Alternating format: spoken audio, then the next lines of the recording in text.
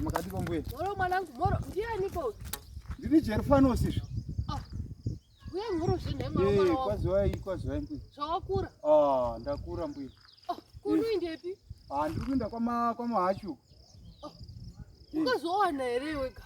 Wairova vakadzi mwanangu iwe wakawana? Ndisati mbuya, zviri kunetsa izvi. Ngatibike doro zvendogona kuuya kumba kwenyu ndikataura navo tobika doro muzukuru wangu. Muchiri kugona zvechivanhu here mbuya? Ndozvigona ndozvedu zvedu. Asi zvinogona kundiitira? Zvinokuitira izvo. Zvogoramba seizvo. Shuwa ndiri kutambura nemba ini mbuya. Zvawakura chaizvo? Kukura ndakura zvo. Musoro utochenawo. Chikoro wakawapasa here wogara zviya? Zvainetsa zvese mbuya, makangamwa kuti paya ndakarohwa kuita sendichafa mazuva aya makazopopota kuchikoro. Muzukuru wangu usaderewe, ndoda munhu anodzidza zvetoda kuti muzotikwidza ndege zvemabasa. But ndonge ndine zvandogonawo zvimwewo zvakangodai. Mbeva ndinoteya. Kubvisa chiri musoro mangu. Mbeva ndinoteya zve. Saka zvamagara pakati petara. Kana dzouya mota ndosumuka ndoda kuvakirwawo turumu yangu zve.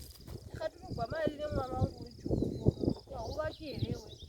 Kundini shashe kuvaka kamuno. Ndinovaka kumakuva. Makuva dzimba dzese ndinovaka ndini. Ndine turumu yangu asi ndapedza kudzura vuhwa hwangu hwekupfurira. Asi kana ndikapedza kudzura vuhwa hwekupfurira imba yangu ndoda kuzozvivakira. Tinovaka mbuya. Nesamende ndakatekegwa nemwana wangu uri Joko. Zvakanaka, asi izvo ndiri kumhanya izvozvizvi. Umanya? Ndinomanya, asi kuvaka ndinovaka chaizvo. Dzimba hamusi munoona imba yekwaJamukoko iyo. Imba yekwaJamukoko iya yakanaka uyu mwana waminista uyu. Ndakavaka. Zvakanaka muzukuru wangu. Hamuchiona. Saka watonoendepi? Ndiri kuenda kumiruku. Komai variko? Mai vakashayika kudhara ndo hamuchataura. Makangamwa? Kana takavachengeta gore riya. Vakashayika. Makangama kukura zvemuzukuru wangu. Izvi. Nai wedu. Zvokwadi. Asi nyaya yemataura yakakura. Mondibatsira kana kukuvakira ndingakuvakirai mahara mbuya. Kana mangoti imi munokwanisa kugadzirisa dambudziko rangu rokuroora. Ndinokuvakirai mahara. Maita zvenyu mutembere. Muzukuru dzoka zvepano. Zvembuya. Ndati ndoda kuvakirwa imba. Ndati ndinokuvakirai. Watinovaka. Ndinouya. Alright muzukuru wangu. Zvakanaka. Aiwa, zvakanaka mbuya. Mufamba zvakanaka. Muzukuru. Mbuya.